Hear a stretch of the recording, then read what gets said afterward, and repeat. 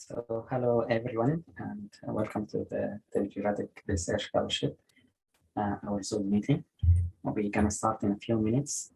In the meantime, if anyone wants to get an update until Sony and the rest are here, Krupa or Selma, do you have any update? Yes. Hi, Dr. Nadir. How are you? We are working on the homicide and drug abuse. Dr. Abir gave us, sorry, not Dr. Abir, Dr. Abuzar. He gave us the data for 2019 and 2020. So we are just putting that data and organizing that. And then we are thinking about submitting 2 abstracts to American Psychiatric Association. So that's perfect. Yeah. Good job. Anyone else? Iman or Salma? Abuzar or Shema? Is this for an update on what we're doing? Oh, sorry. I'm sorry. Go ahead. That's okay. Go ahead, Shiva. Hi, Dr. Nadir. Is this about an update on what we're doing? Yes, Salma. Yes. Okay. Yes. I should be sending you my research proposal today, later in the evening. It's complete with the questionnaires and everything. And then I'd like to know your advice and comments. Excellent. Excellent. Good job. Assalamu alaikum, everybody. Alaikum salam.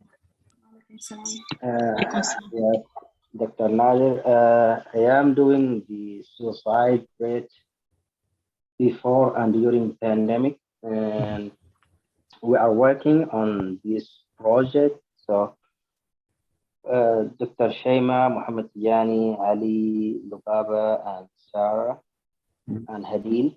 So I didn't hear back from them yet, but yeah, we are working on that. I gave them the data and they are analyzing and doing the other things about the project.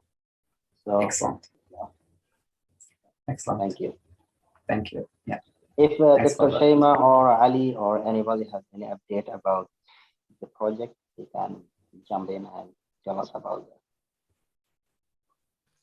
that. Yeah, Dr. Badar. Actually, me and Ali were working on the analysis. So just as soon as it's finished, we'll send the results and we'll go further, inshallah. Excellent. Thank you. Thank you. Dr. Nadir, regarding the histopathology project, I assigned, actually, luckily I found a team who two registrars in the hospital. They are interesting and they will start collecting the data this week, inshallah.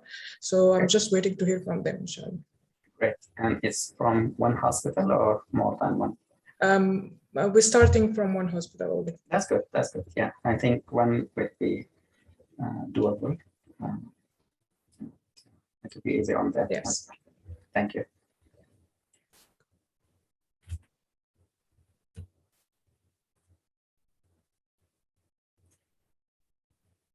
So while we are waiting for the rest of the fellows, I'm going to just share the agenda with you guys for today's meeting. So the green team of the will show us or share with us some of the information that they know and the skills that they can share. So the first one is how to write transcript for paper for publication, and then followed by poster presentation. And the Raymond will present the second part. And we'll follow up with some tips about the application in ERAS and personal statement. And then perhaps someone can jump in, show us how to do the Google Scholar research part. And we can follow up on some of the updates on the current projects and any ideas for the future projects. Thank you. So I don't see Sony. Sony is, or Sony, are you there? No. So who will be presenting first of the green team if Oscar? Who's ready?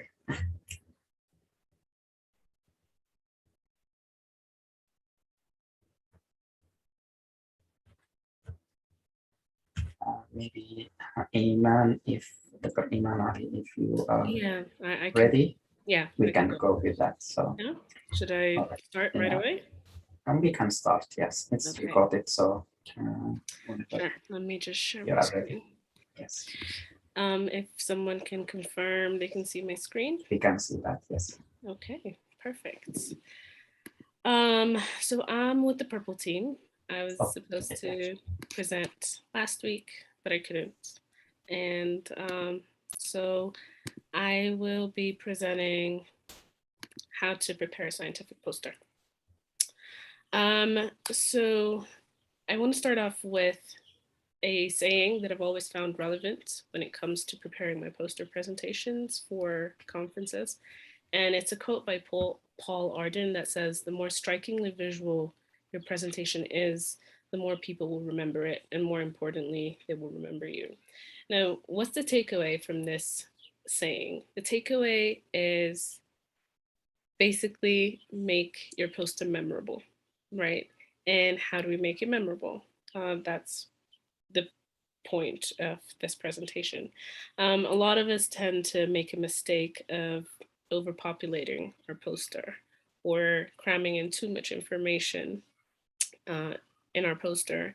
And that is the most common and most fatal pitfall when presenting a poster at a conference. So now with COVID, it's a bit different. We do have virtual presentations and virtual posters, but assuming that things are slowly going back to normal,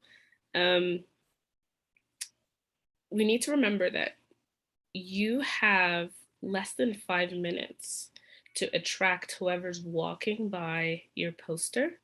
So what do you want in this 5 minutes? You want the person to know exactly what your topic is about.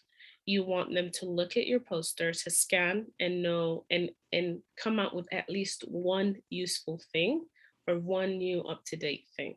Okay. So that's the takeaway from this saying. It is not. Okay. Now, what's the purpose of your academic poster? It's a form of academic expression, right? You had a research idea. You did your research, you either carried it out or you did your literature review, or you got to a point where you executed your research idea, you came out with results, you analyzed them, and you discussed them, and now you want to present them. Now, for anyone who's written or is into research, you know that you can't put everything in your poster. You don't have enough space, you don't have enough time. So your poster, one of the main purposes of your academic poster is to display information in a clear and concise manner. Please highlight concise, because yeah, it has to be straight to the point. But at the same time, you don't want it to be boring. What does that mean? It means that I stood at your poster, I scanned it, I know what it's saying. You don't want the ultimate reaction to be like, okay, moving on to the next poster. No, you want to generate interest. You want to engage in a discussion with whoever stands at your poster. So what you're really doing is summarizing your research, but with visual augmentation. Keep in mind that your poster also demonstrates expertise. It's very easy to know who has done this before versus who hasn't, or who did take it up with, even if you don't have experience for a poster presentation, if you have discussed it with people who have done it before. It also demonstrates attention to detail, which is something a lot of programs, a lot of people, a lot of conferences look for. The attention to detail can be in things as small as whether your font is unified throughout the whole poster or not, the organization and the alignment of your columns or not. Another important thing is to learn about the most up-to-date information in the field and share your knowledge and collaborate with whoever happens to be there. So you had a research idea, you researched it, you did your literature review, carried out your methodology, you analyzed your result, you analyzed your data, came up with results you discussed. Now comes the point of, where do I begin my poster? What do I do? So there are 3 main points you need to put in mind when working this. So the first thing you ask yourself is, what's the most important finding from my research? What do I need everyone to know about this research that I carried out? And that is going to be the core and the heart of your poster. Since like we've agreed, you can't put all your information into the poster.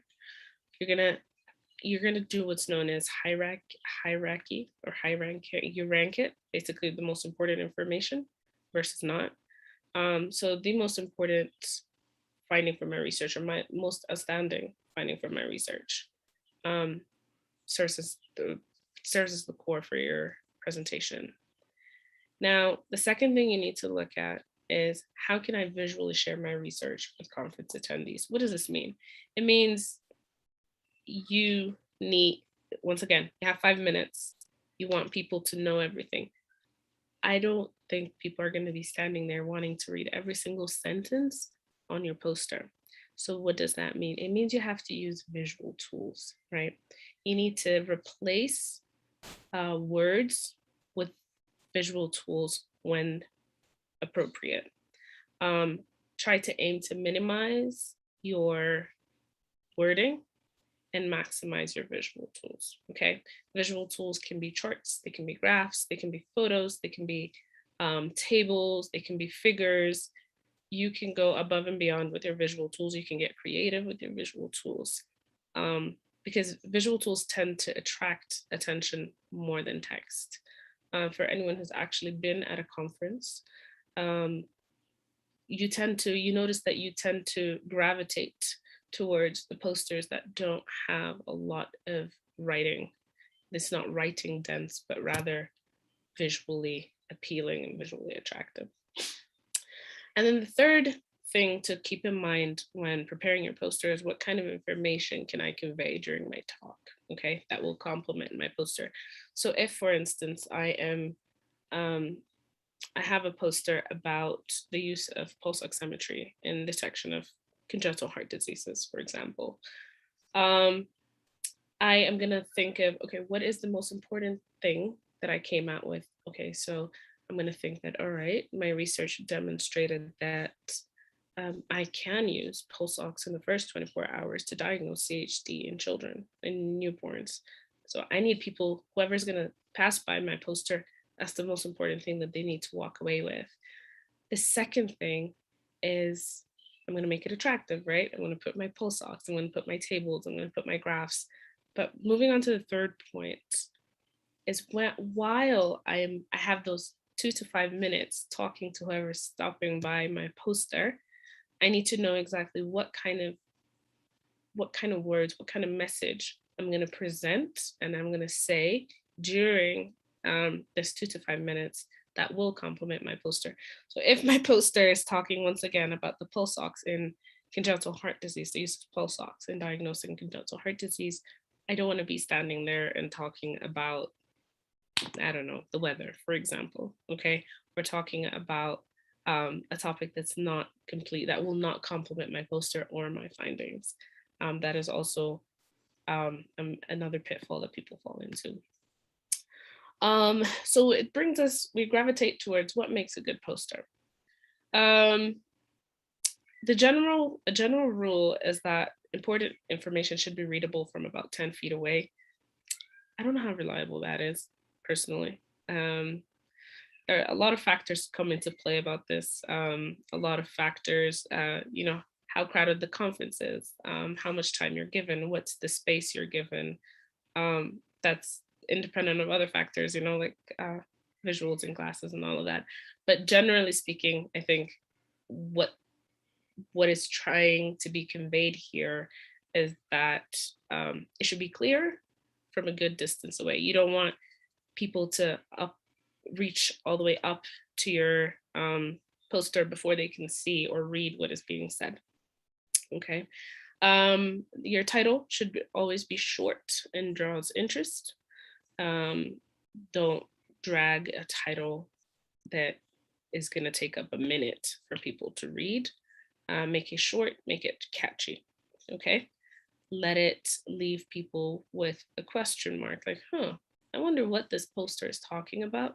Let me go closer and investigate what this research is about. Generally, a poster should have a word count of up to 800 words. But once again, this is one of those points that depends on the conference being held. So there's a conference, for example, you can be present at a conference where the word limit is 800, but you can also have ones that have 1,000 word count limit, 2,500 word count limit. Sorry, 1,500. So really the rubric goes back to the conference, and it's one of those things you need to pay attention to. Text is clear and to the point. It all falls under the umbrella of having it very legible, very readable. Maximize your use of bullets, numbering, and headline. Why we need that, or why we recommend that, is so as your poster does not look cramped. A cramped poster gives a visual headache, and I can promise you people are not going to want to stop there and read. Have you ever looked at a page when you're studying and it looks so cramped? It's just so many words that you get too lazy, and you can also procrastinate and actually not end up studying that one particular page. Same applies to a conference, a poster conference. So maximize your use of things that would make it more legible, make it easier on the eyes so that people are not discouraged to read your poster. Again, maximize your use of graphics, of colors, and of fonts. We will discuss which ones are appropriate. It's very important to have a consistent and clean layout. I will pull up examples of what these are supposed to look like, but just to keep in mind when preparing your poster is that you want the alignment, you want your poster to be aligned. You don't want it to be all over the place. So if you have headings, you want the headings to be aligned with each other at every point. If you have a table or figures, you also want them to be aligned, all in relation to the title. And don't forget, obviously, to include your acknowledgements, your name, and your institution affiliation if you have one. It's very important to consult the rules of your conference and your rubric. Like I said, word count, acceptable fonts, acceptable font size. A lot of conferences tend to outline specifically what they want, particularly with the font size, with the word count. It's important if you have the support, which in our case we do, right, in this Telegeriatrics fellowship, is work in collaboration with people who have been there, who have done it. There's always something new to learn, even if you've done it before. Tend to have a read and a second read and a third read and give it to people who have experience in this field that will be able to point you in the right direction. Decide, I'm sorry, I don't know why my bullet points are off here, but decide on experiments that will be presented. The use of the word experiment here is very loose. You can decide on what kind of data will be presented, okay? The experiment here could be data, can be values, can be information, just substitute it. Create a story. The best posters usually have a story to them. And again, you're gonna see visually appealing come up over and over again, because that's really what sells your poster. Again, bringing up the image, it has to be primarily image driven, but standalone. What I mean by primarily image driven, but a standalone is that visually appealing, rely on visual tools more than words, but also standalone, meaning that even though you're using visual tools, you can still get the message across without needing someone to stand there and explain or talk you through the visual tools. So the number one win would be it's visually appealing that you first attracted your audience and your audience moved towards your poster. That would be the first win. The second win would be, even if you're not there to actually talk through it, people can still understand exactly what the research question was, what the aim was, what the results were, and what the final recommendation on strengths and weaknesses of your studies were. Always make it simple. Don't expand too much on a poster. You don't have a lot of room. You don't have a lot of leeway on the kind of information you can put there, which I will circle back to the point of the number one question you need to have in your mind is, what is the most astounding or what is the most important piece of information on this research that I want people to know? You have to label all of your figures in all of your tables. So know what to say for each figure, know how to label it, and then transition between sections. Transition between sections, we will discuss the sections, but they are the main ones. So if you're moving from introduction to methodology, from methodology to results, make it very clear that this is a break. We just discussed our introduction. There's a break. We're now moving on to methodology, break, results, break. Again, to make it more visually appealing and visually attractive. Practice. We know that by now. The more you practice, the easier it's going to flow, the more natural it is, the more likely that you will generate a lot of discussion. Know all the details of your project. You don't want to be standing there and not being able to answer a question about your own research. That doesn't look too good. So know what your project is about. Know it in and out. Go do a run through, right? Practice it with someone who has the experience and someone in the medical field, for example, and have them ask you questions back. So with every research, you should know the kind of questions, or you should anticipate what sort of questions you're going to be getting. So master them and know how to answer them. And so the last 2 points are sort of related. If you know the details of your project, the chances are you're likely to answer all questions.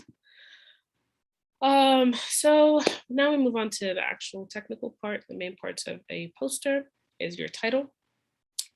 As we agreed, your title always has to be short, concise, and attractive. And it's the same as the one submitted to your abstract. Now, this is relevant because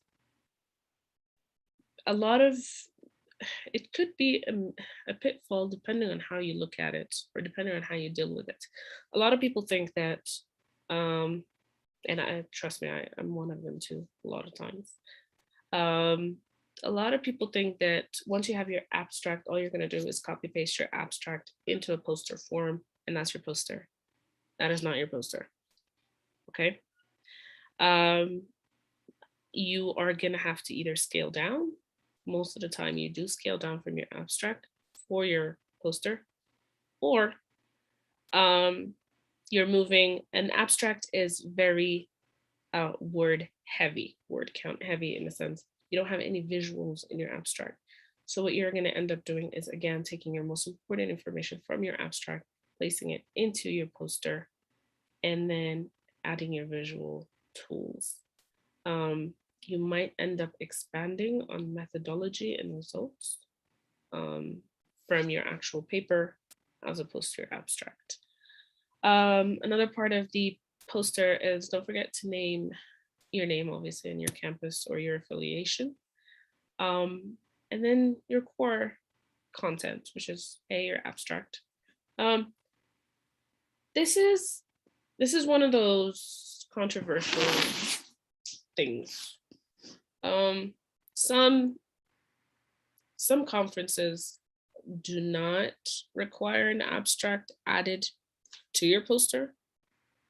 And you do get every now and again, the outliers that do require an abstract in addition to, so you would have a title called abstract, and then your intro, and then methodology, results, and discussion. Again, this will tie back to being aware of your the rubric and the guidelines for whatever conference you're going to be presenting to or presenting at. But generally, almost all conferences need an introduction section, a methodology, results, discussion, and your literature cited. It's very important. The introduction can be further broken down into research aim and research question, or you can also make it combine it into one body, under one introduction. So that, again, if the conference does not have clear guidelines on what the introduction should be, you have the choice of doing it either way. Either an introduction that includes the aim and the question without actually breaking them out separately, or you could break them out separately depending on what it is. Visuals. I'm telling you, I'm going to keep saying this over and over again. Visuals, right? Rely on your visual tools, guys. You don't want your poster to be mostly words. You want your poster to be mainly visuals. You want tables, you want figures, you want pie charts, you want graphs, you want images. Your font should be legible fonts. Again, depending on the rubric of your conference or where you're going to be presenting. But generally, the most common and accepted are the Times New Roman, Arial, Garamond, and sometimes Calibri.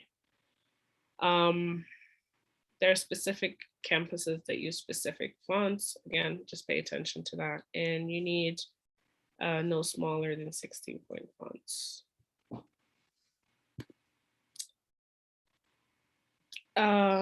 Which brings me, I think, towards the end, and use a visual hierarchy. What do I mean by visual hierarchy?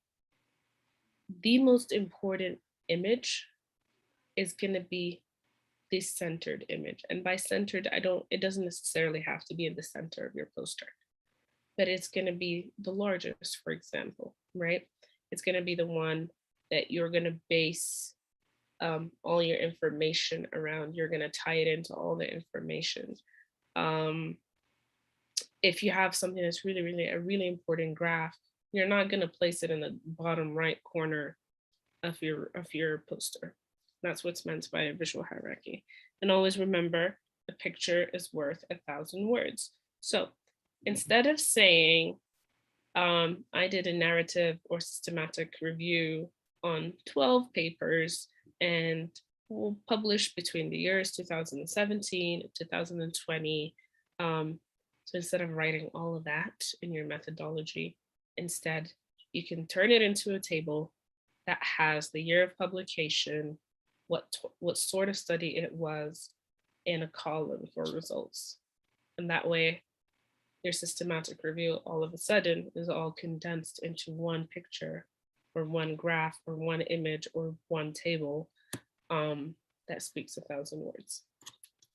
And then that's my reference list. I do want to pull up examples of finals, and I actually want your input.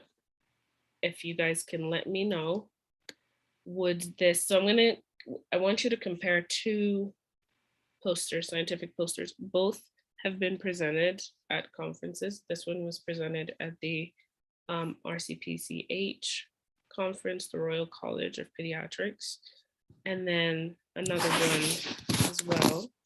And if you can type it on the chat or unmute yourself, let me know which one you think would score higher or which one would be more visually appealing. So let me move this one. So you have a short title, you have your background, your aim. This was one of those conferences where they really didn't need, they didn't really specify how they want their introduction. So we decided to break it down into background and aim, and then methods, results, discussion, and conclusion. So this would be the first one. And then the second one would be this. Now, just looking at the two, if you had to compare, which one would you say was more visually appealing or easier on the eye, or would have you actually engage with the poster? The first one. The first one? Why? Yes. Why do you think? Let me go back to it. I lost it. Why was it? What could I think? Why do you think it was the first one? Okay, so the title is short Okay. and attractive, I think. Mhm. You include the graph, and that is Mhm. something attractive color. Okay. Yeah, Okay. that's my opinion. I don't know what other opinion, but that's mine. Does anyone want to challenge Abuzar? Well, I agree with Dr. Abuzar. I totally agree. I vote for the first one. Okay. And as you just mentioned, a picture of 1,000 words. This one, the first poster, kind of speak for itself, Okay. without going through a lot of details of words. You can at least get to a conclusion Okay. in a very short period of time. All right. Does anyone want to challenge the two boys and say that no, it was the second one actually? Not at all. There is a poll. Please try that and see. Sorry? People can use polling system. Oh, okay. So you can choose one, poster one, and choose two is poster two. If you guys want to go ahead and poll which poster would be visually appealing, choice one or choice two. And I will actually give you the results because I did get feedback on both. And I'll let you know which one actually did better.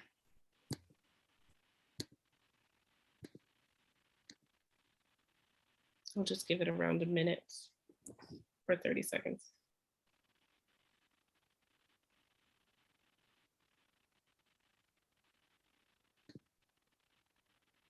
Okay, it's not important, I guess. But so the poll is 78% is poster one or choice one.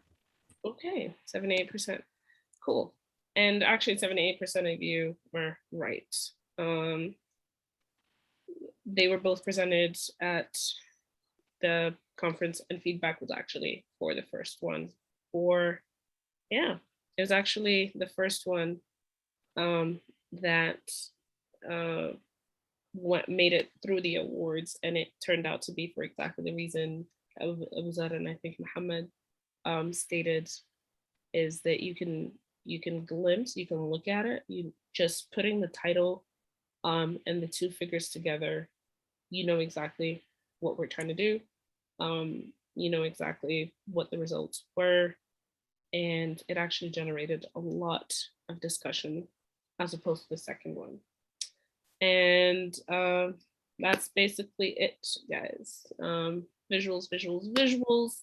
And if you had to pick one, if I had to pick one thing that you guys should take away today, it would be one, visual. Okay, two things.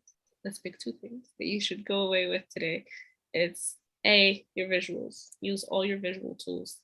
and B, this slide right here. What's the most important finding from my research? How can I visually share my research? And what kind of information can I convey during my talk that will complement my poster? I think it comes as a no-brainer that you don't, you're gonna use colors that are easy on the eye.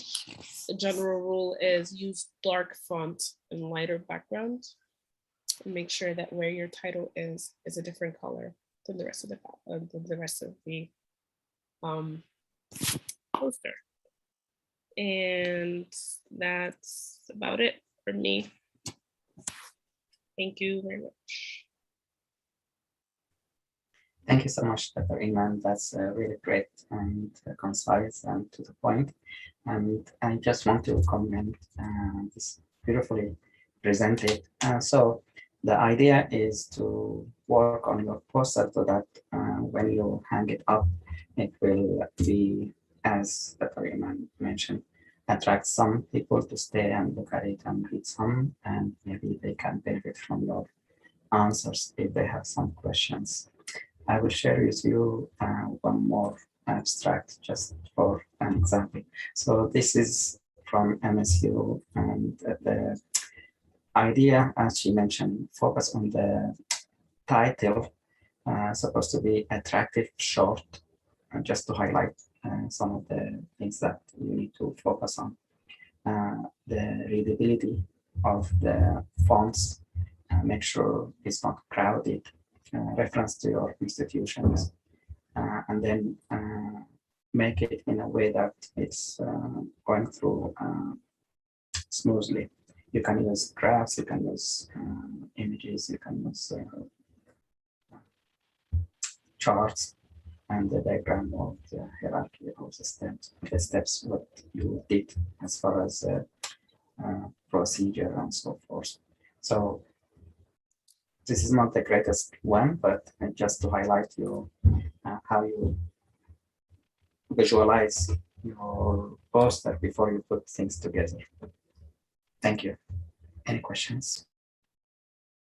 Yeah, thank you.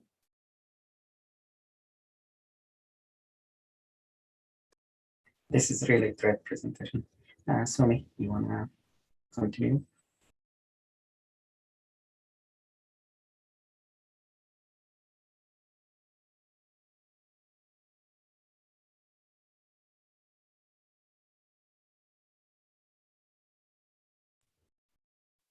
While Sumi is checking this mic. So do we have any comments, any questions about your experience? For instance, last time we had the visual poster presentation in 2 of the conferences, and AGS. Can someone from the previous presenter add some of their input? Thank you. Dr. Nader, if you don't mind me, Yes. There's a question from Ala that said, my question is, how can I create the poster, an app? Personally, Ala, I usually just use PowerPoint. You can create your posters on PowerPoint. If you don't like PowerPoint, you can also, I also like Canva, which is an online tool. It's also great. It has a lot of templates. For me personally, PowerPoint gives me a lot of leeway to play with the dimensions of my poster and to play with the layout, which is why I personally like PowerPoint. But you can also try Canva. It's an online app. And if you want me to walk you through that, I can just, gladly do it. Great question, and thank you, Dr. Iman, for the answer. So just to elaborate a little bit on her comment. So the poster has a length and the width when you want to print it for the actual presentation. Usually they offer you the background where you hang the poster on. So they will tell you maybe it's 3 feet by 5 feet. So when you open your PowerPoint, you have the option of adjusting the page dimension where you can add the width and the length according to their specification for the conference that you are going to. They will tell you exactly what's the size of the poster when you print that poster. You can print it in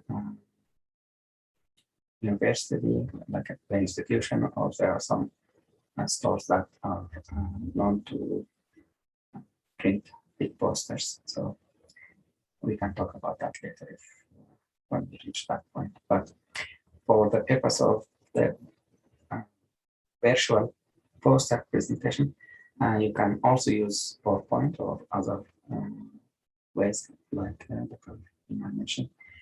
The idea is to put a poster that can be readable, accessible online, and if you can make a PDF format file so that they can look at it at their leisure time, or they can download and read the PDF on their computer or any device. Thank you.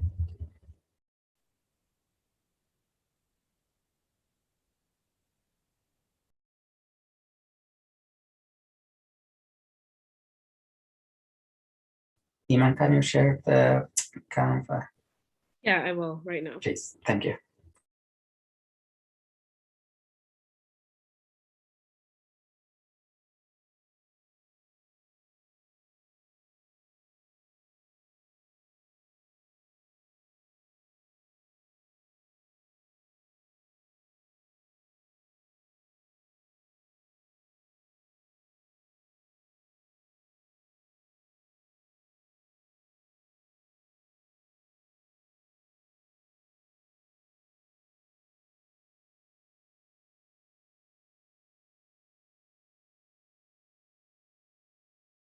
Okay, we can go to the next part of the meeting.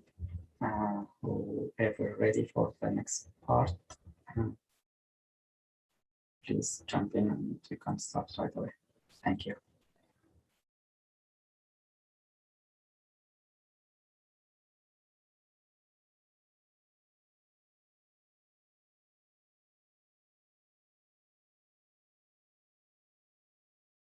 So Dr. Iman shared the website on the chat for those who wants to explore more about Canva. It's canva.com, canva.com.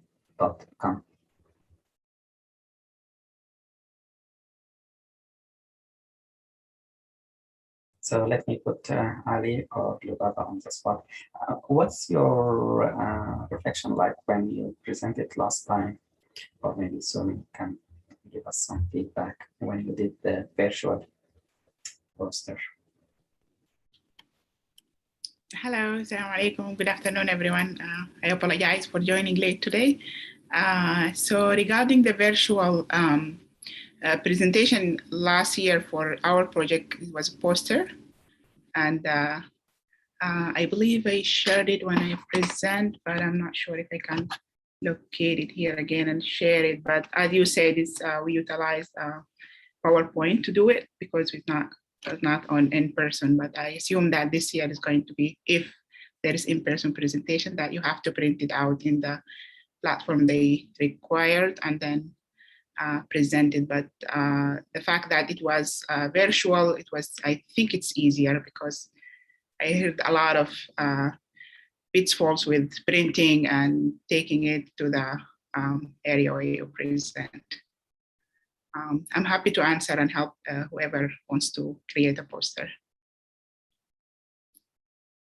Sounds good. Thank you. Take a look at it. You're welcome.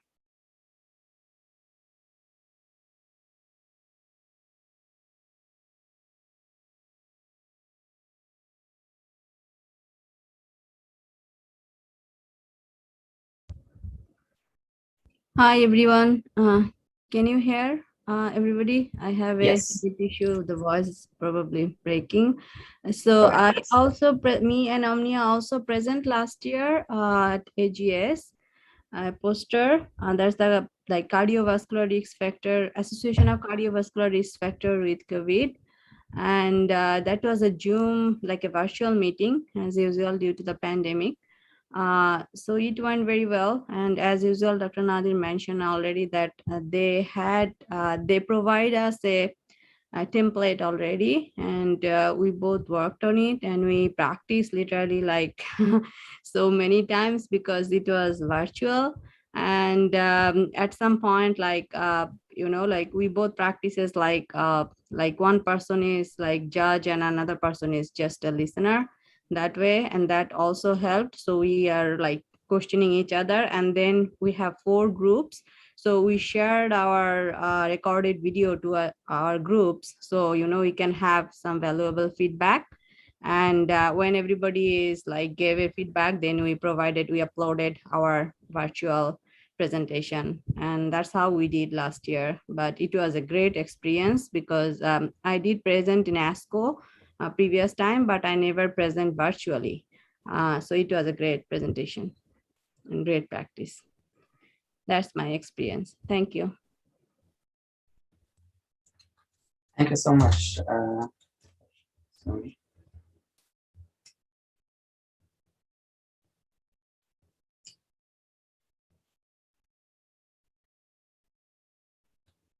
So back to the agenda for today. Do we know who will present next after Dr. Ina presented? Thank you.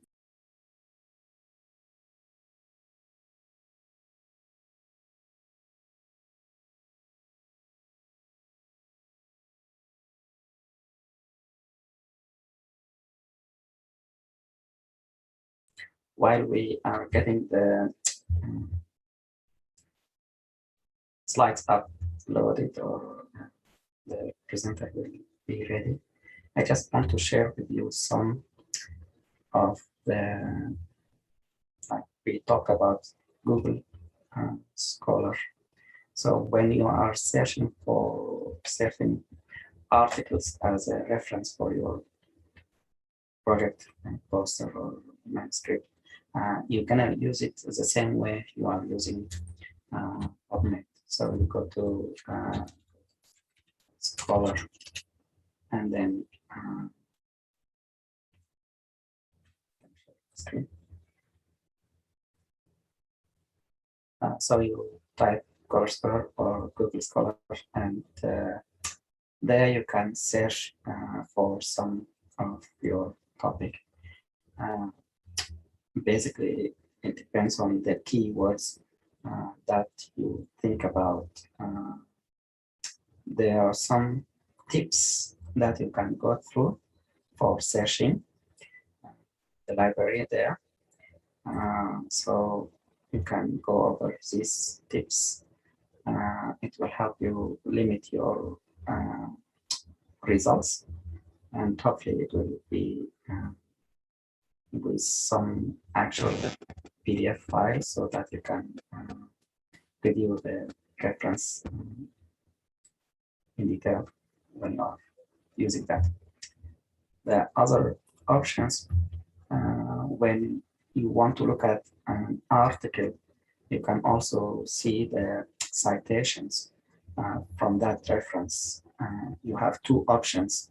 Let's say you found an article that's a good reference for you.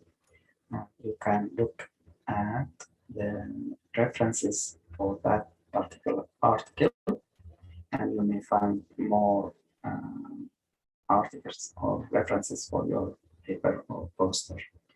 The other way is to look at the citation.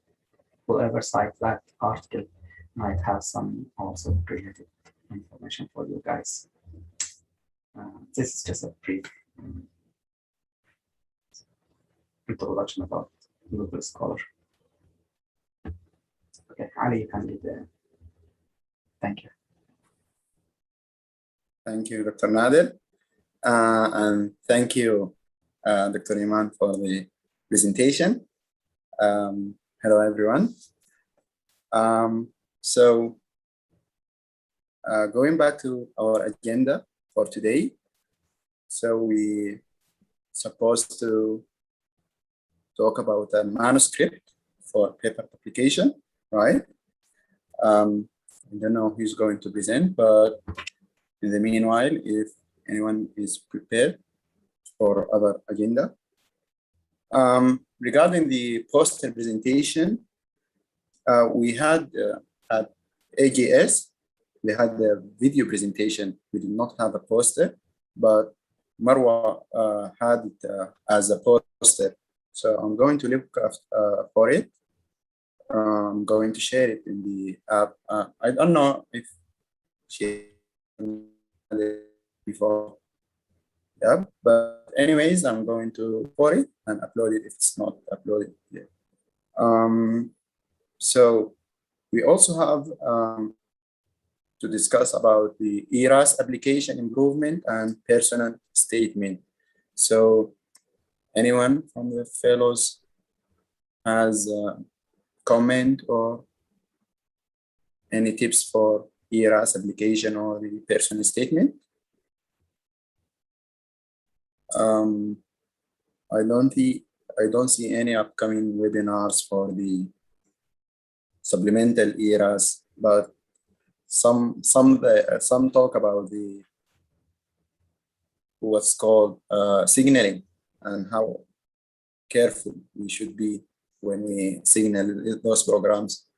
And actually, I believe the supplemental the signaling thing was done in ENT last year, and I had some statistics that I will share with you later in the group. It said that about more than 80%, I believe, of the participants, of the applicants have interviewed by at least one of the programs that they signaled to. And I think more than 50% received 2 to 3 invitation for interviews to programs which they signaling. So I think you need to signal your programs wisely if you are going to do so. And also for discussion, I don't know if I'm applying to 100 program, for example, and I'm signaling 5 programs. So with the 95 programs that I haven't signaled, would they care enough to give me an interview? Or I don't know if anyone has comment or something. So I believe that means if I'm not signaling you, I'm not interested in your program, but I'm applying either way, I don't get it. Anyone has some ideas or thoughts on this?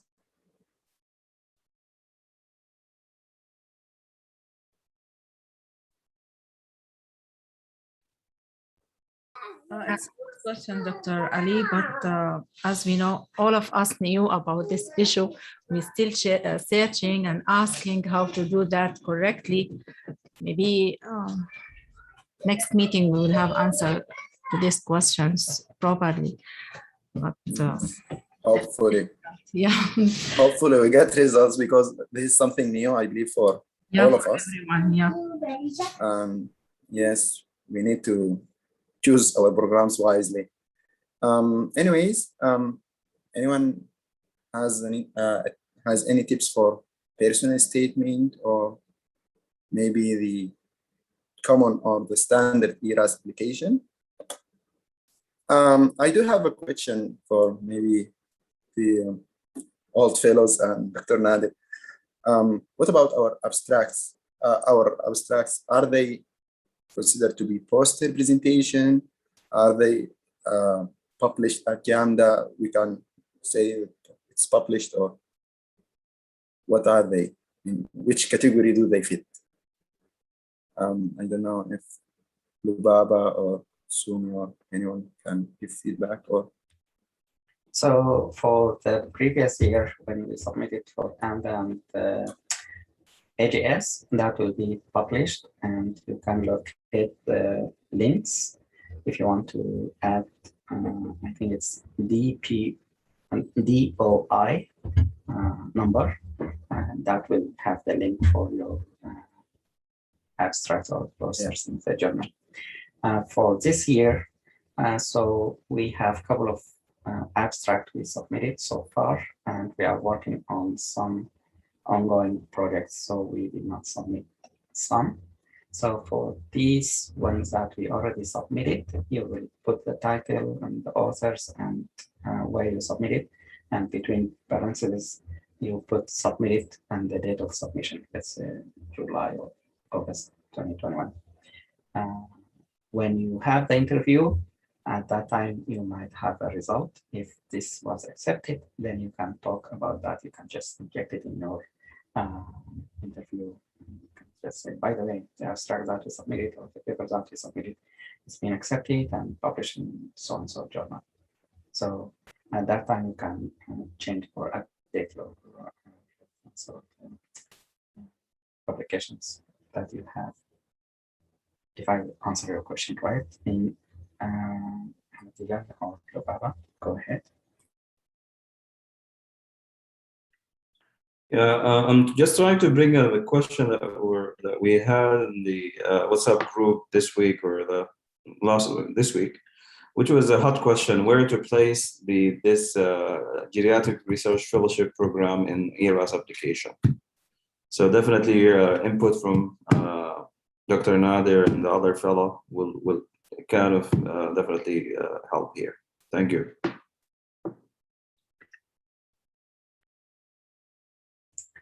So I can defer that to the people who applied last year, maybe Lubaba or Suni or others can explain more. The reason I don't want to jump into what the format for the ERAS, I cannot have access, but from the PDF files, we can look at the examples that I shared with you from previous applicant that they already accepted in the presidency.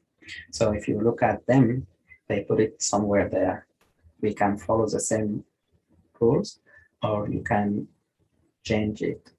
The way I suggest, you can do it either way, this or that, but I will suggest in the research experience, you can put it as your experience. You join this program in so-and-so, and put it in a way that you learned whatever skills, tools, experience, knowledge, and then refer to the projects that you are already working on. If you are submitting, you can mention that you are the end result of the projects will be submitted to so-and-so.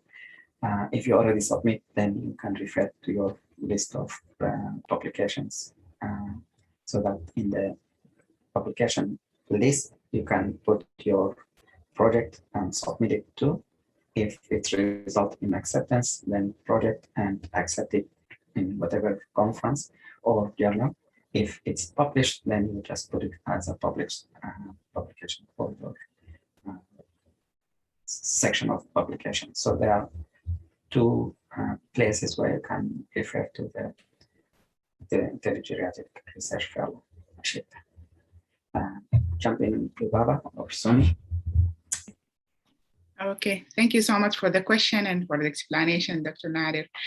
Going back to Ali's question regarding where to put our abstract, definitely the one that you explained about the publication can be added there.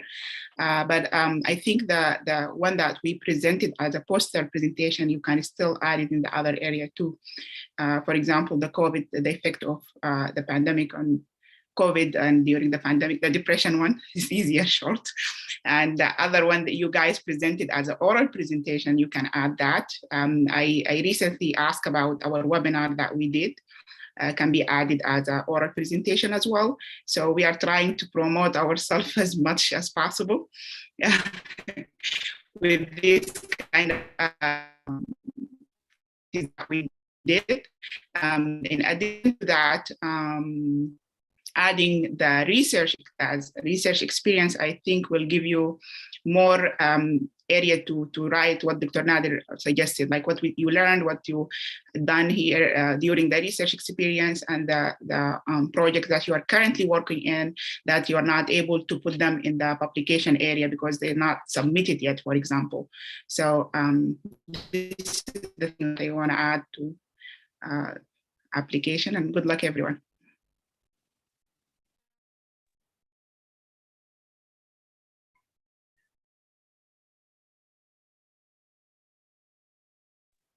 Thank you so much, Sumi? Lubaba. Sumi, go ahead. Thank you, Ali. Okay, thank you for the question. So my opinion about the abstract, like I think we should put it in the abstract. If it is published, of course, we have the ID and publication ID and PM ID over there. If it is not published, so my idea is at this fellowship program, the Telegeriatric fellowship program. I'm sure that here a lot of people have a lot of research experience. So and a lot of people have a volunteer experience too. So what I did last time, as I'm working as a researcher here, so I put my job as a research experience. So because of the pandemic, last year, I did not have much volunteer experience. So I asked from my previous fellows or previous candidates. So they told me that as you already have a research experience through your work, put this telegeriatric fellowship as a volunteer experience, and just put that collecting data and then analyzing the data and preparing the manuscript or abstract presentation like that. So I put that as a volunteer experience.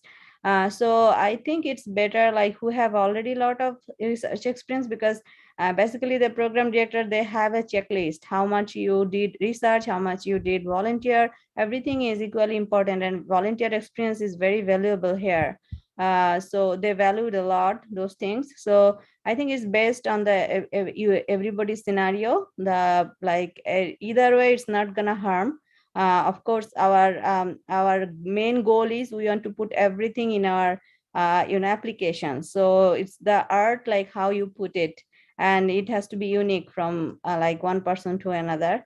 I think that's how it's supposed to be. And the abstract or publications or anything, I am planning like whatever I am working on, you can even mention in your personal statement that I'm working on this project and I'm hoping to, like, if it is COVID related, I think it is that will be very helpful for the program director when because when you get an interview, every program director, they read your personal statement at least, or like in front of you, they will like you will get at least 1 or 2 questions from the personal statement. So it might come up like, what project are you doing? So if you can put that in a way in your personal statement that I'm working on this project and I'm hoping to publish, or I'm hoping to submitting the manuscript soon, that's also an idea. I just want to share my idea and thoughts. Thank you, everyone. Thank you, Sumi, Lubaba, and Tornade. I believe the message here is that you can tailor this experience to best fit your ERAS application. So if you have plenty of research experience, you can use it as a volunteer and vice versa. But I guess most of last year fellows included as a research experience, I believe. Lubaba, are you raising your hand from last time? Or? No, I just want to comment about Sumi's suggestion regarding writing the project that you are working on in your personal statement. Just pay attention that if you are applying to community programs, they are not very big in research. So try your best not to show the research experience or overwhelm them with something that they are not supporting, they are not looking for it. It is required for every resident to do a research before they graduate, but knowing that community programs are not big in research and they don't feel secure that the residency or the resident that's coming for them with research is going to stay in the community program. So they're looking for people that are staying in their programs. So I just want to add that it's, as you said, you should tailor it to what you need, and just pay attention to that in the personal statement. Along with that, thank you so much, Lubaba. I think it's a very important point you raised. So your personal statement, the good news, you can make different personal statement, and then you can upload or assign each one to certain programs.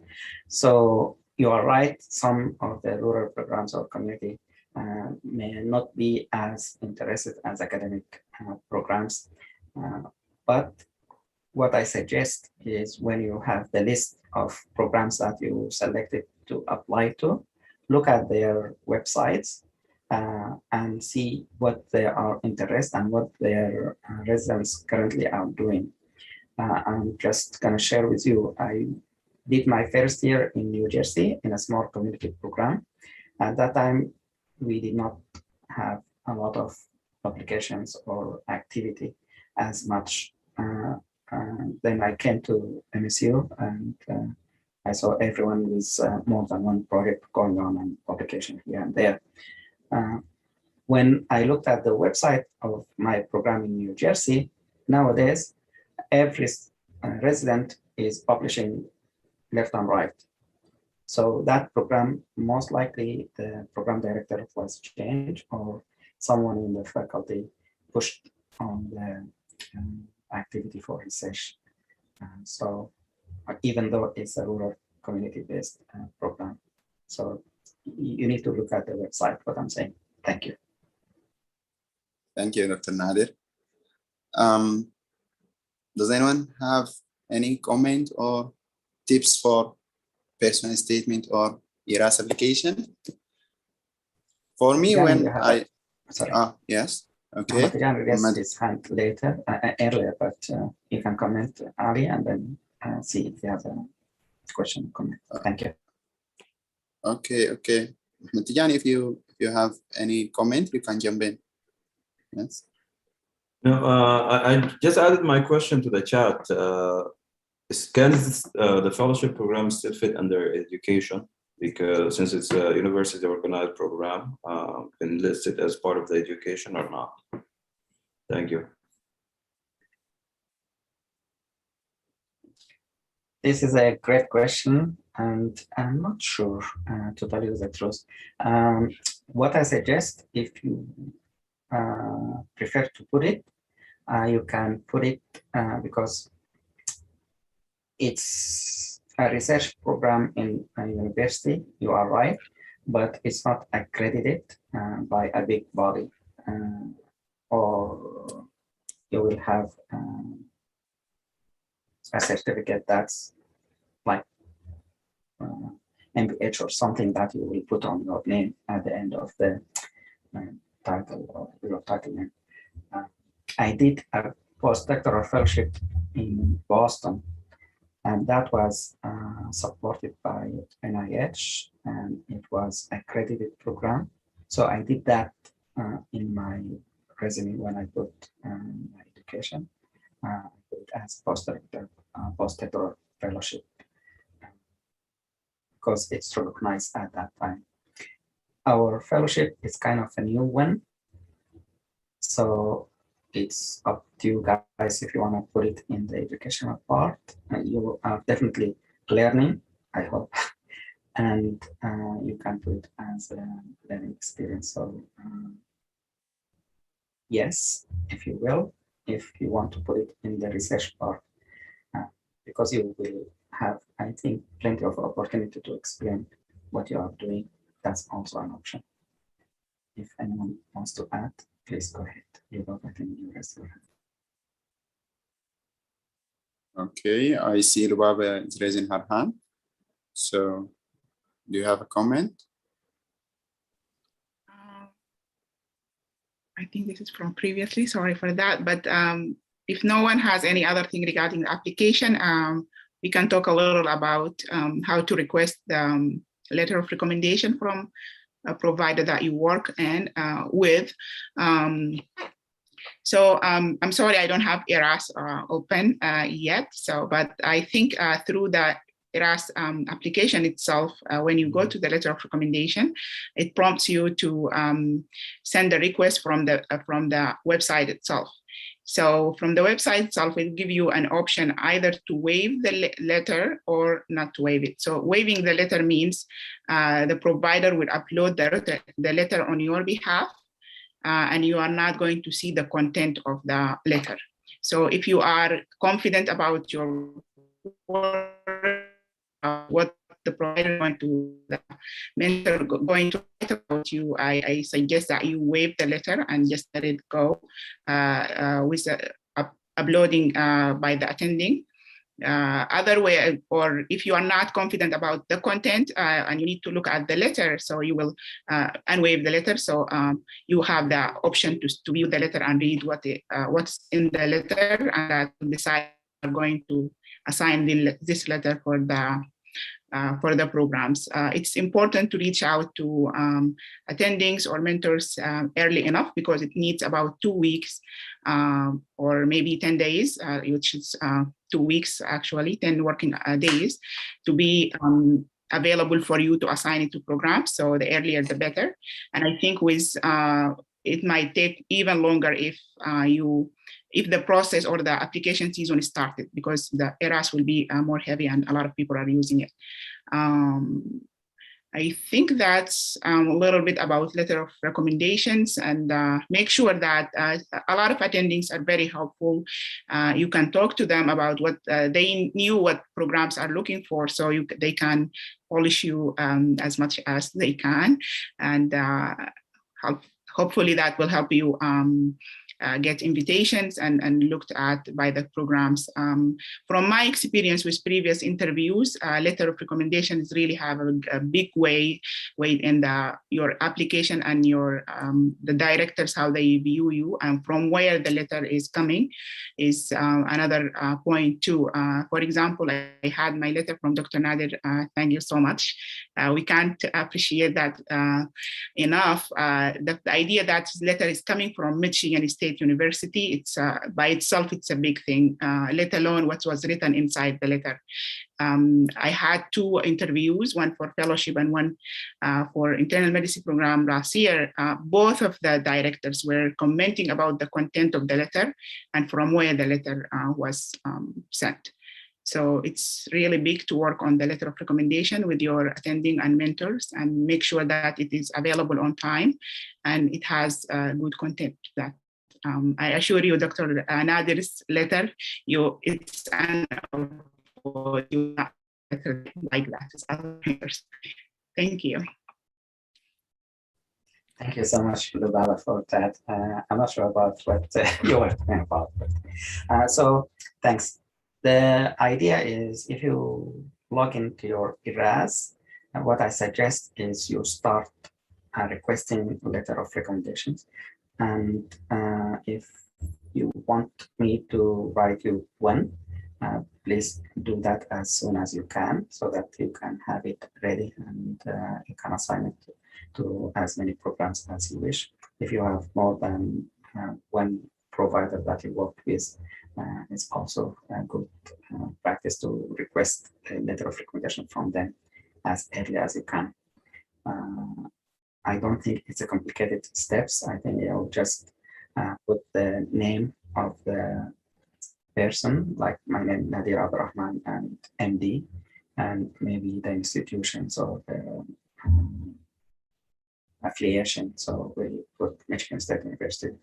I'm an assistant professor, so you can put that as, I think these are the 2 fields that you need to complete. For other, maybe the doctor name, and if they have practice, you can put their practice, or if they have working in an institution, you can put their institution there as well. It will come to me as a request with a link to ERAS. So when I click on the link, it will give me the option of adding the PDF format of the letter to your application with a unique ID number connected to your application. And as soon as I put it or upload it, it will notify you, I think, that you have a letter ready, upload it, so you can review or assign, as was said, within 10 days or so. If you have questions, let me know. Thank you. Thank you, Dr. Nader and Lubaba. I believe there is also an option for which which program or which specialty are you going to assign, sorry about that, to assign this letter of recommendation, and it will only be shown to you and your author, the letter's author. So it's just for sorting out if you are applying to specialty, for example, or more. You know, this letter will be for internal medicine, and this will be for family medicine, and so on. But it will not appear to programs. I believe, Matiyani, do you have a question or comment? Can I jump in before Mohammed? Sorry to interrupt, but I want to follow on your comment, Ali. So let's say one of you is interested in internal medicine, you can assign that, or maybe you can be interested in internal medicine and want to apply also in family medicine. So you can assign the same person with two subspecialty requests. If you are interested in internal medicine and psychiatry, you can also do that, for instance. So in general, it will come to me with subspecialty so that I can tailor my letter so that it can match what you are applying to using that letter. I can make two letters according if you are applying to two subspecialty, or three letters if you are applying to, for instance, internal medicine, family medicine, and psychiatry, or maybe surgery, something like that. My letter will be in general, as I will put it. You are interested in treating all the others with comorbid conditions. So it will cover internal medicine, family medicine, and others like psychiatry. But if you send me the request with specifically psychiatry, then I can add that in my letter, so it will be a little bit tailored to your application, if that makes sense. If not, ask me later. Thank you. Mohammed, go ahead. Yeah, that would be just a lot of work for you, Dr. Nadir. We did sincerely appreciate that. One of the questions I just have, under which title should we fit for instance, for example, your letter of recommendation. I'm not sure if you guys can see my screen here. This is the window that you get as soon as you try to request the letter of recommendation. With can you scroll up a little bit? Thank you. The first field. Can you see it? Yeah, we can see it, but it starts with specialty to which the letter. Can you just scroll up? No, I mean down. Why? The name. I think it's supposed to be here, if I'm not mistaken. Is this a picture? Or? So just a screenshot. Okay. No worries. No worries. Don't. So under which of the three categories? For example, this letter of recommendation author is the program director. This letter of recommendation author is the department of chair, and then there is none.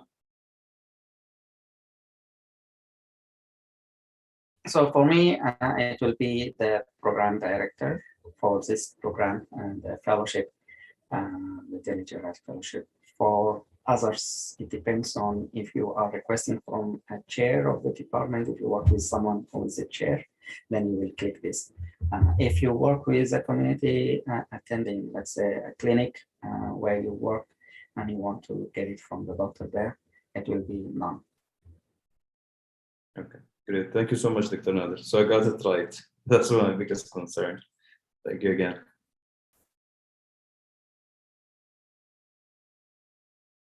And I promise this is going to be my last question for you today. I don't want to be annoying. No worries, no problem. We love to have questions, so go ahead. Who's next? I think Abir, if you're ready, and then followed by Abu Zar. Go ahead. Yeah, thank you, Dr. Nadir. I have a question. I just want your opinion in that I have an old letter of recommendation from family medicine physician, but it is from 2017. It's a strong one, but it's old. Do you think it is wise to add this letter to my application, or it is invalid because it is from 2017? So your options are two, I think. One of them is you can use it, no worries, as long as you have, I think the limit is 3 letters for the program or something like that. So if you don't have extra letters that are recent, but only this and maybe another one or two, then you can use it. No worries with that.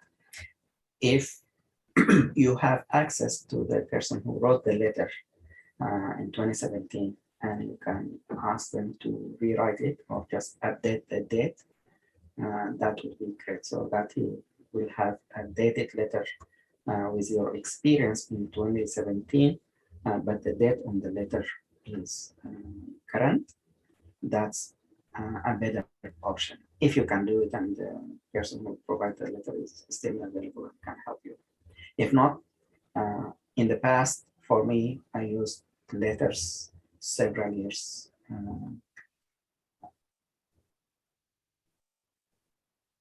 Several years when I applied from that date of application. So I don't think it will harm you, the date itself. I think the program director of the committee will look at the content and the experience that you gain and what the writer wrote about your character. Basically, they want to make sure you are a good fit to the program, you have quality that they need, and you are not a troublemaker. Basically, thank you. Yeah, thank you very much. Another question, sorry for no bothering you. Another question, do you consider letter of recommendation from nurse practitioner in urgent care or primary care gonna be fit in family medicine program? Or I think it will help, as long as there are care providers and you work with them. I don't think it will be less compared to physicians. And again, it depends on what they write in that letter. If they raise good quality of your character and your experience, that match your application and personal statement, then the program director or the program committee will be interested in you. And that's what matters, I think. But again, for the general purpose, if you work with someone who is well known, then your letter might have a big weight. If you work in a university program, then your letter might be of greater weight as well, compared to private clinic or other non-affiliated academic institution, something like that. But a letter of recommendation, I think it doesn't matter from where. I think the content is what makes it better. Thank you. Thank you, Dr. Nader. Thank you very much. Thank you, Abir and Dr. Nader. I just have one comment in the chat. And Ibrahim is saying that some programs asked for new letters within the last 6 months. So we need to carefully read what each program requires. Thank you, Ahmed. I see many raised hands, so I will start with Abuzer. Please. Yes, going back to Dr. Muhammad Tiani's question, sorry, Dr. Nabil, I didn't get your answer. The letter from you, what should we check? The letter author is the program director that you have trained with, or none of the above? Which one?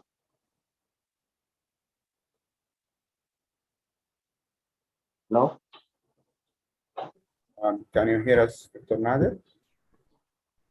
Sorry, can you repeat the question? Sorry, I didn't get the last question. The question is same like Dr. Muhammad Tiani question, but I didn't get your answer for that question. The letter from you in ERAS application, should we check the letter author is the program director that we have trained with, or none of the above? No, yes, program director. So our program is the Telegeriatric fellowship. So the program is a fellowship, and I'm the director for that fellowship. So yes, you can check for me. the answer I gave is also if you work with someone other than me, let's say in a clinic where they provide care, but they don't have title or affiliation with a university, and they are not a program director, then you can select others. Thank you. Okay, so that this type of fellowship, we can add it as educational part as we train Yes. with you in this program. Yes. Okay. Thank you so much. You're welcome. Okay, now moving to Khulud.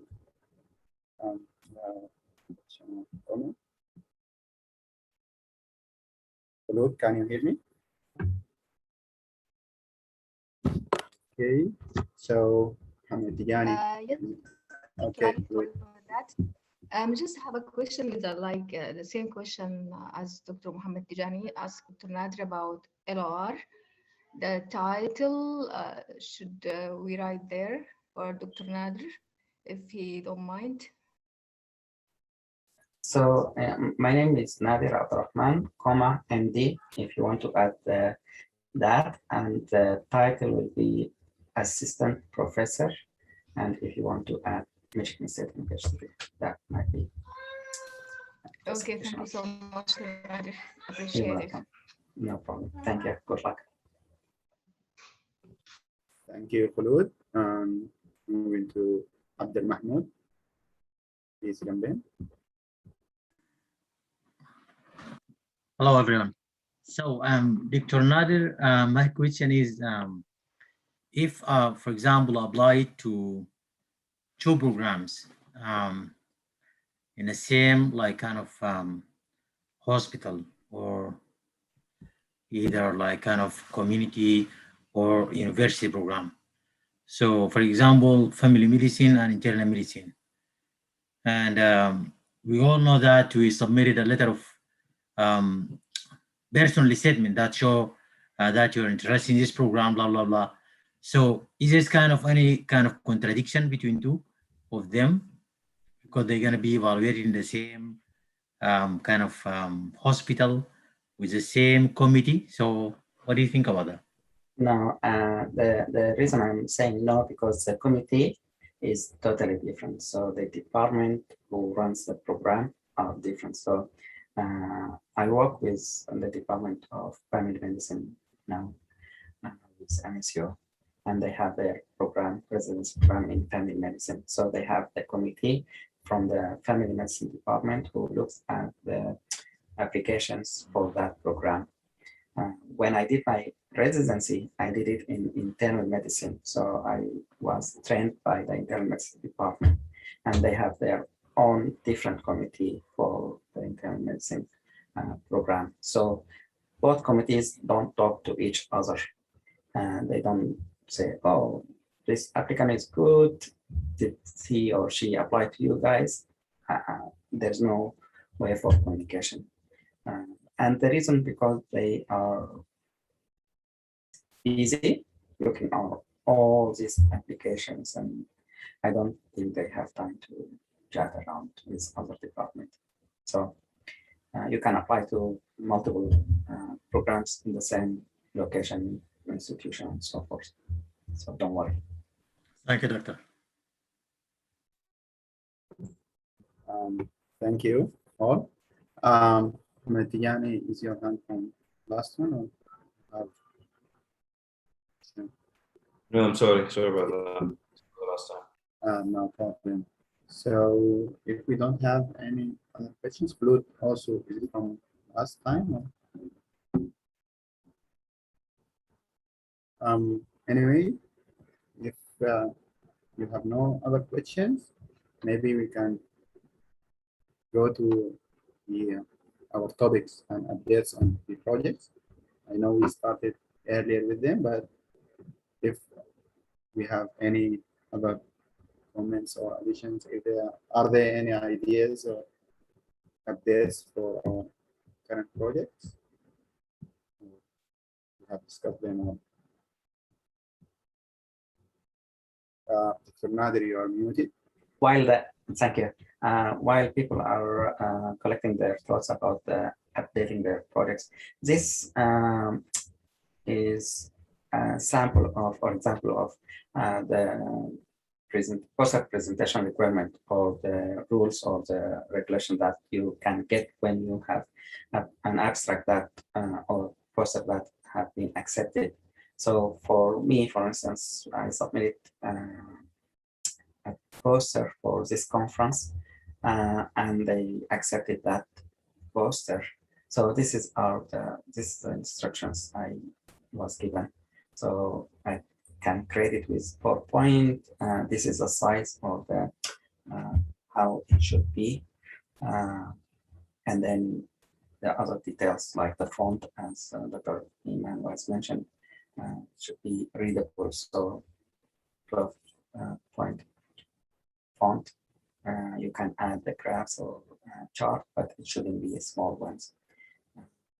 When you have more information than the information you can put inside the poster, let's say you want to share extra information, you can use the QR code so that you can refer the reader to more detailed information. Then you can save the file, upload the file, and you can also, they have the option of adding a video, and they have some instruction of uploading that video to YouTube. So you will get plenty of instructions when you have an abstract or a poster that was accepted to a conference. So just follow these instructions as Dr. Iman mentioned in great detail. So thank you.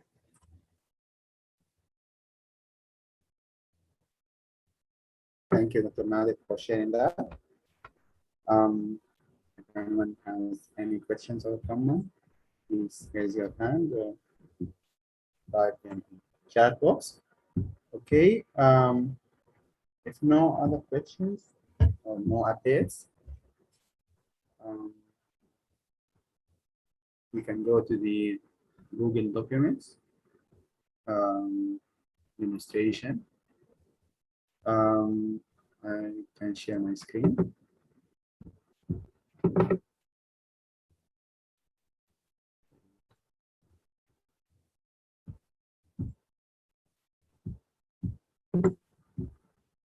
So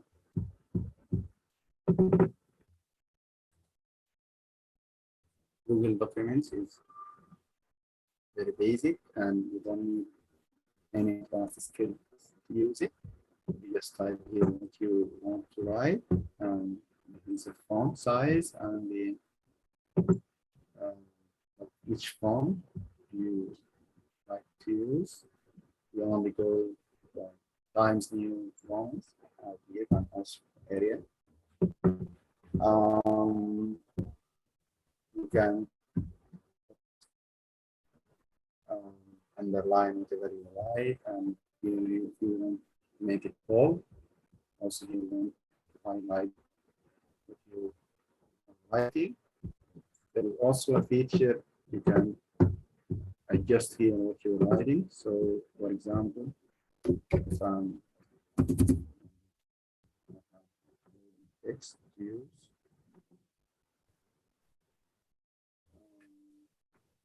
Sorry, this is not my laptop, so I don't have prepared text. So anyway, if you have the text to appear in a formal way, if you are publishing, if you are using it for professional use, you need to justify your text.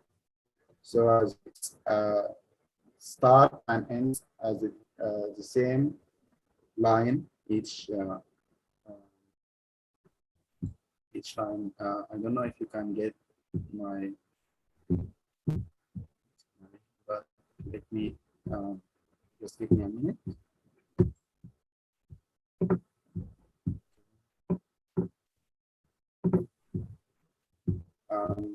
Just a minute to show you how.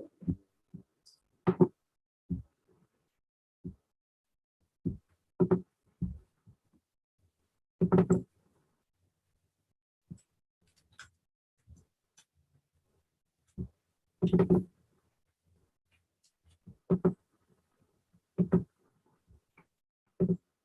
the meanwhile, if anyone has comment or suggestion while I'm using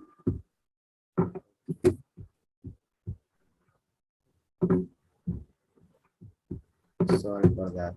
So I'm going to share my screen again.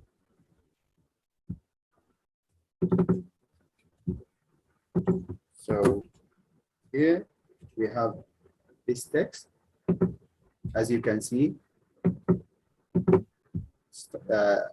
all ends at the same line and it's perfectly aligned. So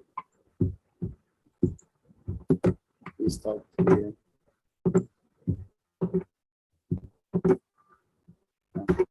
We click on justify. You can also add there is a feature of one of the tools that I use a lot is checking for spelling and grammar check. You can also add grammar here, which provide you with basic and free grammar and punctuation correct.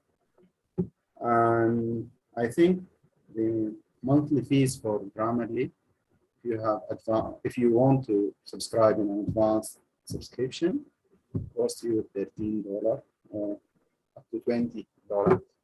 So I think you can use it for your personal statement and also for your ERAS application, because when I'm using my ERAS application, I write what I want in the Google documents here, looking for any correct or any spelling check, grammar, and punctuation, and then I take it back to the ERAS. There are also many features in Google documents here. For example, if you want to have some features for the paragraph, maybe it's the space between one line and other. You want to add space before paragraph. So I believe these are the basic features of Google documents.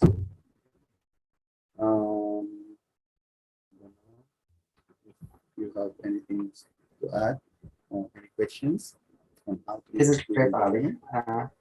Yeah, this is really great, and hopefully it will help some people. One other feature maybe you can show us how to do is when you are writing, let's say this your abstract or your project, and you want to share that with someone, or maybe your personal statement, you want to share it with someone who can edit, can look at it. So why don't you click on share on the blue icon? So basically you add the email address for that person. And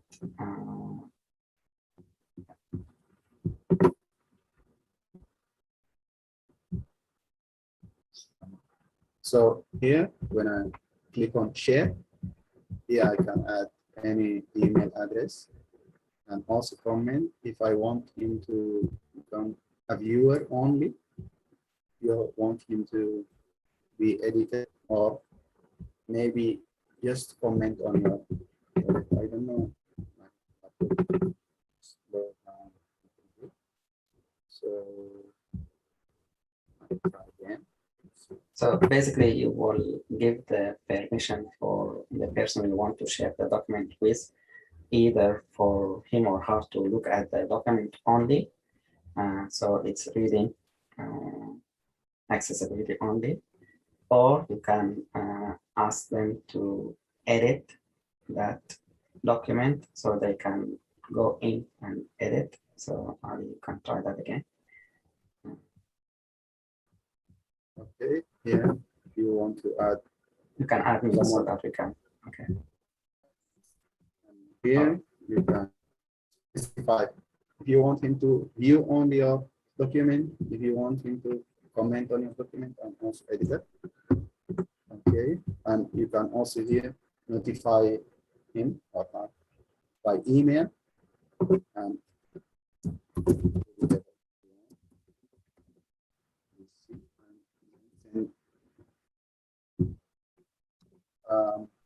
will get to him as Ali has shared this document to you. He's the owner. You are viewer or whatever. You can also here get the link, for example, copy the link and share it via WhatsApp, via any other social media. It says that only people added can open with this link. So this feature, if you copy the link here and send it to WhatsApp, for example, to someone you have not included here, he will not get access. So maybe here you need to change that when I send anyone who has the link can access the Google document. So as you can see anyone with the link or restricted to those I have added here. So if I added anyone with the link is a viewer here, for example, and then if I copy the link and send it to whoever get that link, can get access to this Google documents. I hope you understand. If you have any questions, please raise your hand or if you have any additions. Thank you so much, Ali. I think Khulud raised her hand. I'm not sure from previous or you have question or comment. Please go ahead. Khulud, please come in if it's not from last time. Okay. So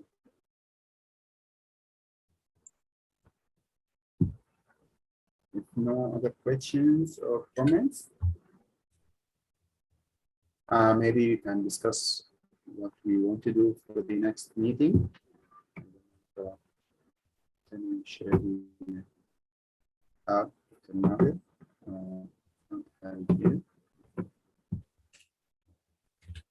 So before we go to the next, maybe we can. I found this. I'm going to share with you. Hopefully, it's going to come soon. This, if you go to the art and the app, and there is a journal article. I found it's kind of useful if you want to look at some of the recent articles, like the perspective article. So this just showed up in the Journal of Medicine. If you have a couple of minutes, just look at it and see. It's 2-page, and it shows you can even write about your own experience.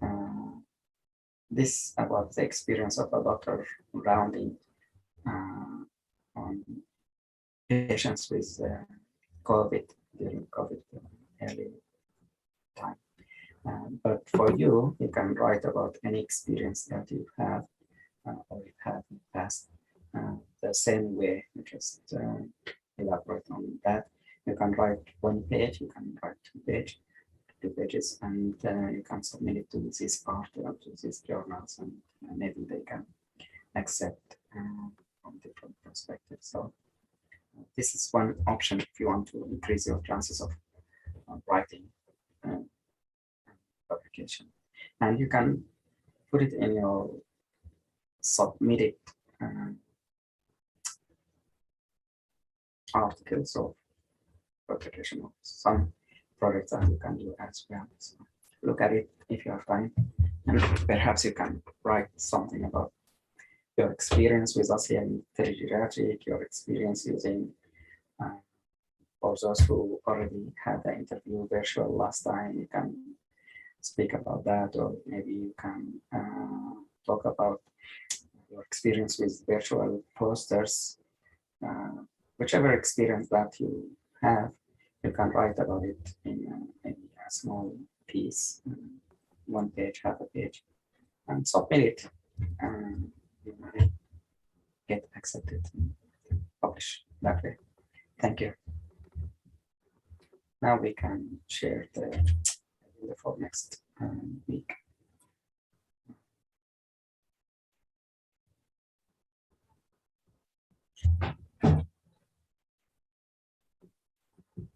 Any suggestions? So Lubaba, if you are willing, can you lead the next week meeting? If not, then someone else can jump in. So maybe the blue team can still talk about the manuscript, how we write the data analysis part. If people are interested in this topic, we can continue collecting some tips or skills for this interview skills about how to reference in writing your papers, like your manuscript, for instance. There are some options. Some of them are online, some you have to download. Some of them are free, some of them are paid. So Zotero also Tiro is one of the free online options. Maybe someone can just demonstrate how we can use that so that you can at least put your reference in order and it's easier for you to change these references to the art, to the journal that you want to apply to or submit your application to. Thank you. Any suggestions, any addition you want to add to this? Please feel free. I see Azza raising her hand. Azza. Yes, hi everybody. Hi, Dr. Nader. And I can lead the next meeting if Lubaba is not, if Lubaba is okay with that. Sure. Since the team, yeah. Thank you.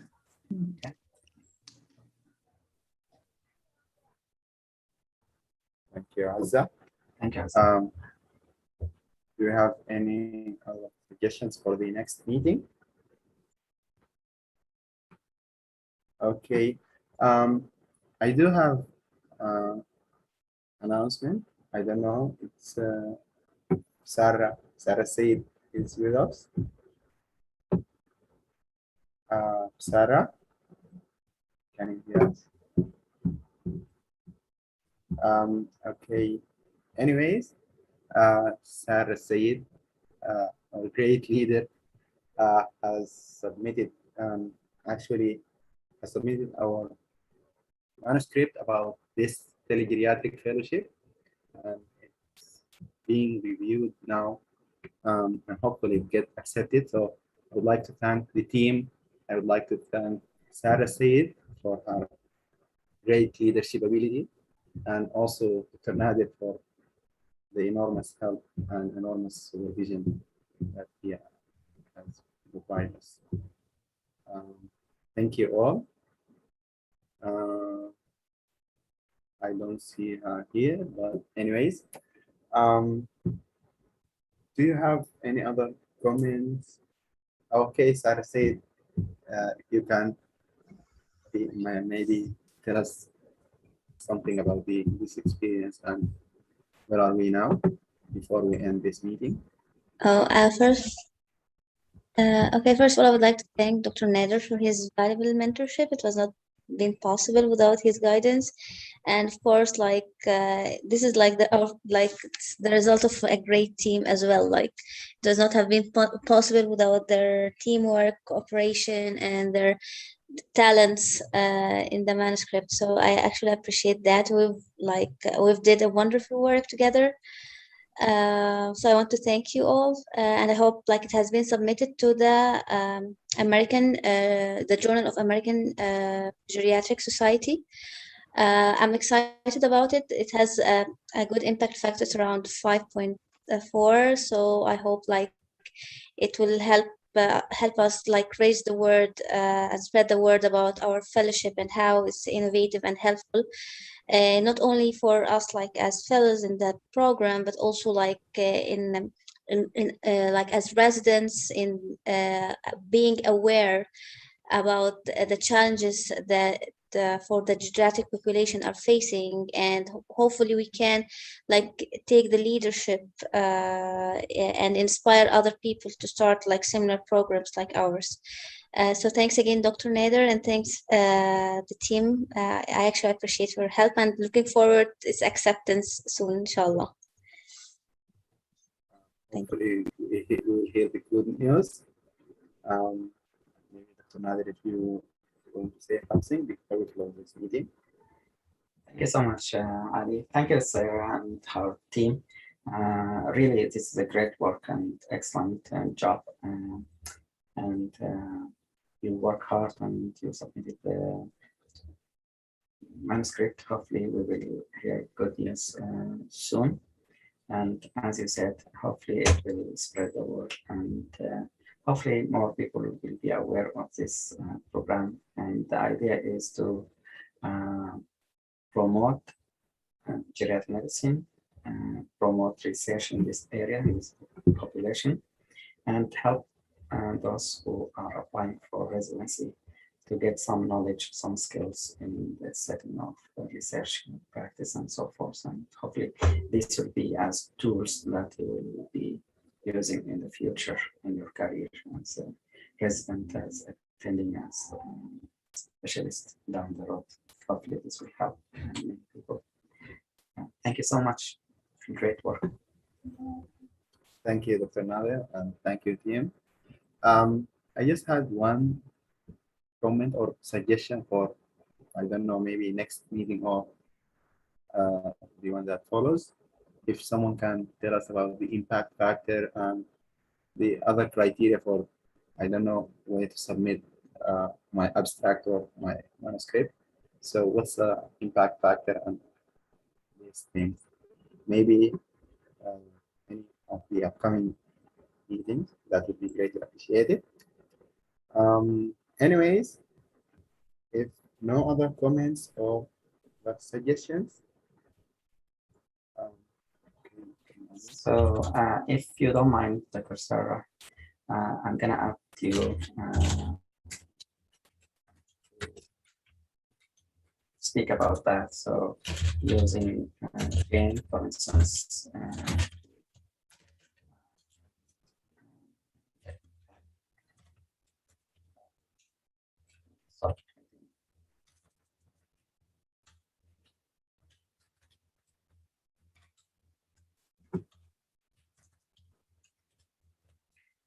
do you have a minute to do that next week, Sarah? If not, maybe someone else. You can just talk about what you did as a team for submitting your recently submitted manuscript. Okay, sounds good, Dr. Nader. Okay, thanks. Okay, that would be great. Okay, fellows, do you have any other comments, or should I close this meeting? Before we finish the meeting, I was wondering if anyone of the current audience here, or maybe the one who will look at the video of this meeting later, anyone who does not have a project or is not involved in a project right now, please give me a call, give me a text, or send me WhatsApp or email so that we can work on getting more projects or getting you involved in different projects if the current projects are not of your cup of tea or something like that. So we'll see. I want everyone to be part of a team, be part of a project. I know some of you might not have the idea of a new project or something, but at least if you are willing to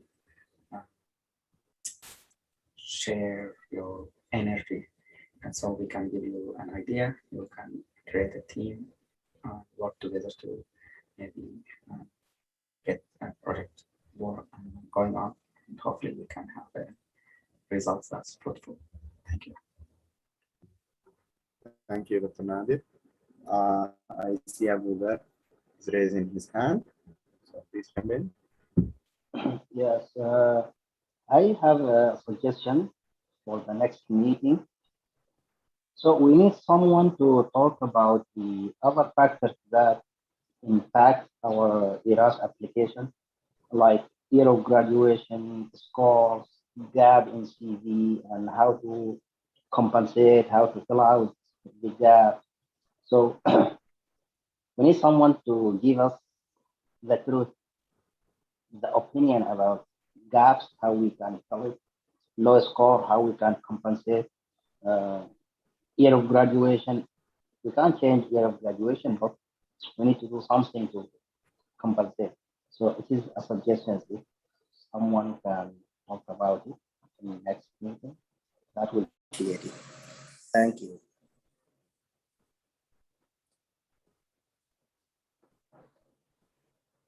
Thank you, Abuza, for sharing that.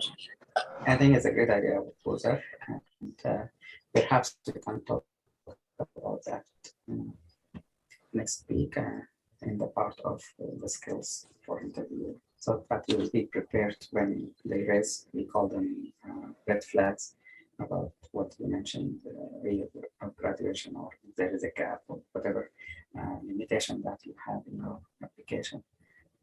You should be prepared to fill the gap or get ready answers so that you can be comfortable when you talk about these red flags. So thank you. Okay, then. Thank you, Dr. Nader.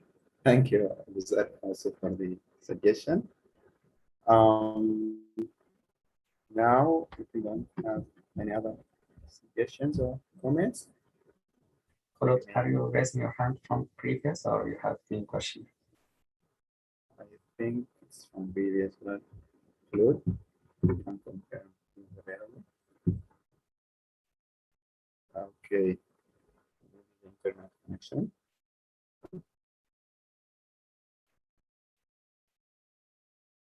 Okay, then. Now I may close this meeting. See you fellows next week. Thank you all for your contribution. Thank you, Dr. Nader. Have a great day or night or whatever. Okay, goodbye all. Thank you so much, Ali. Thank you, everyone. Enjoy the rest of the weekend. Bye-bye. Thank you. Have a good one. Yeah, Assalamu alaikum. Thank you. Thanks, Dr. Nader. Assalamu alaikum. Thank you, everyone. Thank you. Assalamu alaikum. Thank you very much. Thank you.